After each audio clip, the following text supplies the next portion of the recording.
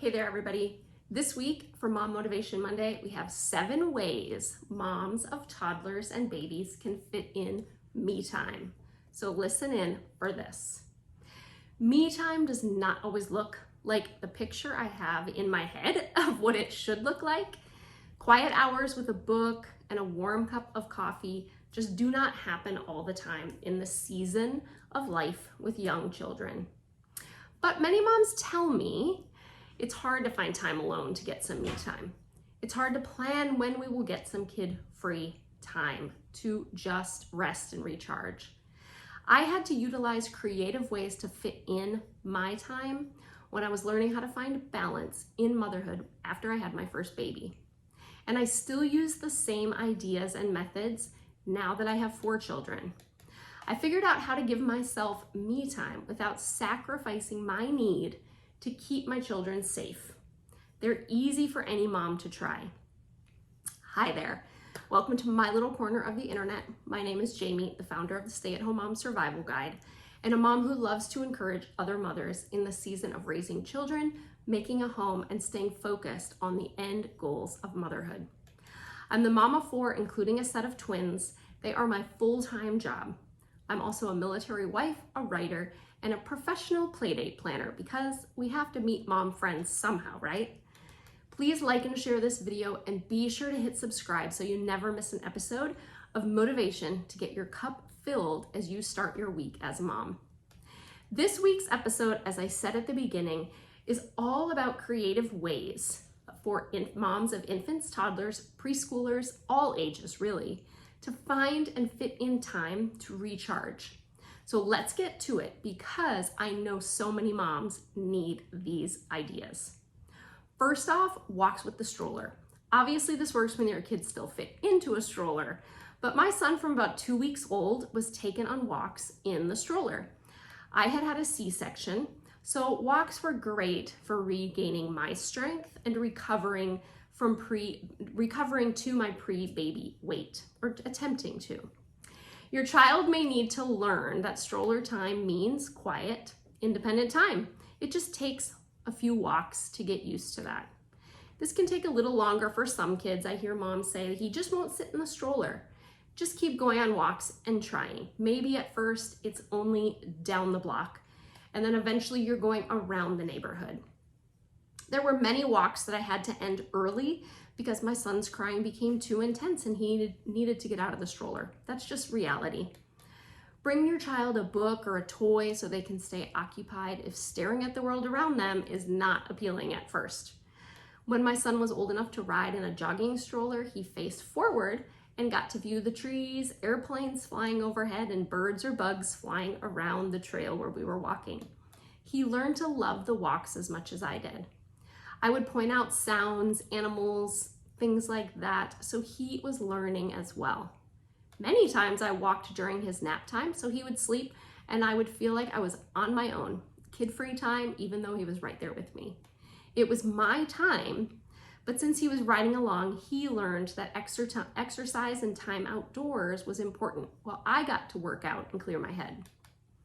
Okay, this one's really simple, but people don't think of it as me time. But when I take a shower, it is planned around having enough time to be sure I do not have to rush, most days anyway. So just a note, before my twins were born, there were weeks where I only got a few showers in just because the twins may not have, after the twins were born, where they may not have taken naps or did not get to, right to bed at night. If you're in that season of motherhood, it's okay. It doesn't last forever. It's not always easy to get your basic needs met as a mom. But now, obviously that my kids are older, things are moving pretty smoothly in the basic needs department. The time we moms have to give up a lot of our personal time ends sooner than we think. And really, the sleep-deprived, not-so-showered season of life is pretty short, even though it can feel like it goes on forever. I know it may not be fun to view showering as your me time when you're in that season of life, but basic activities aren't always easy for moms. But we busy moms do what we have to do, right? Multitasking is a key aspect to our job. I just look at showering as mini spa time. Look at your shower as time for you to relax, grab some salt scrubs, essential oils, take 10 to 15 minutes to just be in your own world if you can do that. Another great option for moms with little ones are driving naps. Some days, particularly when my husband is traveling for work or we had an especially grumpy and whiny toddler, I would leave the house around the nap time window and my kids would fall asleep in the car.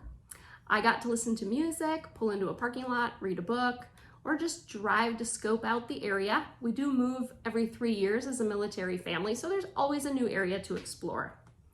I learned this from a stay-at-home mom friend, actually. This idea was shared with me. She would put her kids in the car, drive through a coffee shop, and indulge in a little quiet time for herself, even though her 2 kids were in the car. I try to keep the fuel burning to a minimum by parking and reading, or getting to an errand site early and enjoying the quiet time while my children nap. It counts as time for me, even if it's only for a few minutes. Look for those windows of quiet and use them. Kids nap time, it's an obvious. When I had only 1 child, this was my me time. With 4 children though, nap time became rest time with quiet activity and didn't really equal the same type of break for me. I still tried to use the time as I wanted and have it as a part of every day as a regular schedule, most days, just to teach the kids that we all need a break to rest. Sometimes I used the time for folding laundry or writing a blog post to escape just for a few minutes, or even checking in on social media during a moment when the babies were playing on their own. If your children nap or are old enough to play independently for an hour or so, read a book during this time, or just relax in front of the TV.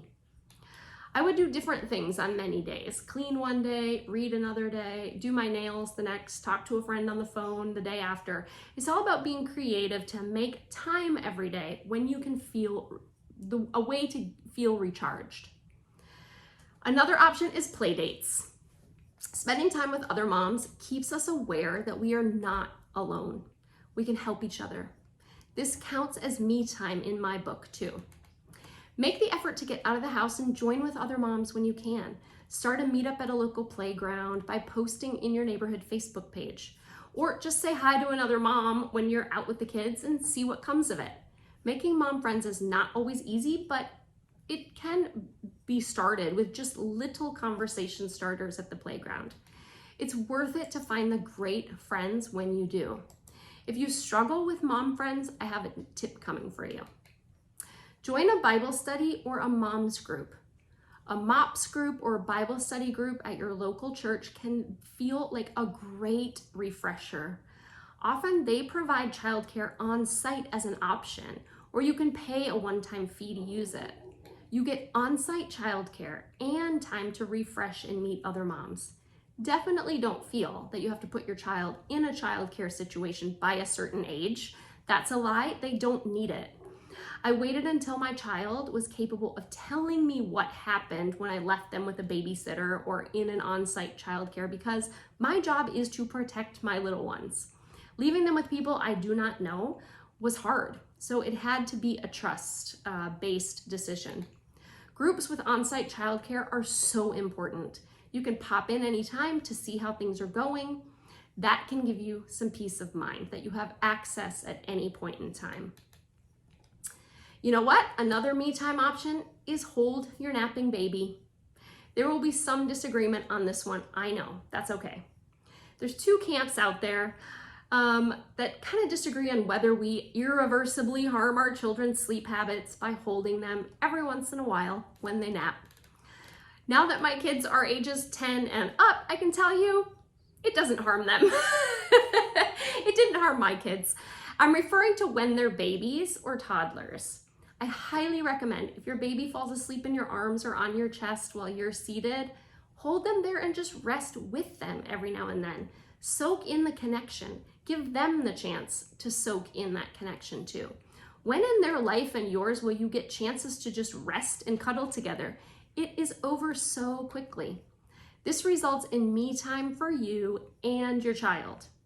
The warmth of mom's skin, her scent, The feel of baby completely vulnerable and completely safe in your arms is actually really good for your internal hormone balance too. Yeah, that recharges my soul. How about you?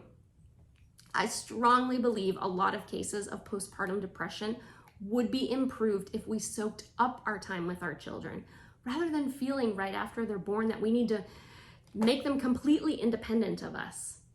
Feed yourself by caring for your child. Both of you will benefit.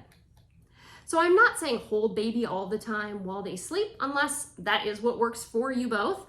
But even for the most adamant sleep training, believing mom, cuddle time is good for both mom and baby. Obviously, we're not all sitting there all night long holding our babies for their whole life. There might be seasons of that. There certainly are and have been in my life. Being a stay-at-home mom requires balancing the time we give to our families with the time that we need to refuel ourselves. And the beauty is that some of those aspects of caring for our children can recharge us at the same time. And that's the sweet spot. Over time, being a mom will be viewed as time that we are giving to ourselves because we spend much of it on our children, serving our family as God needs us to in this season of life. Think about it this way. Time spent building our family a strong foundation now, all the sweat and effort equals a strong family unit throughout the years to come. Me time and mom time can exist at the same time. Find the balance that feels comfortable for you. Please subscribe by email to receive weekly updates and free access to subscriber-only tips and tools. The link is in the video description. And please like, share, and subscribe to get notified every time a new episode of Mom Motivation Monday releases here on the Stay at Home Mom Guide. I'll see you next week, everybody. Have a great week ahead.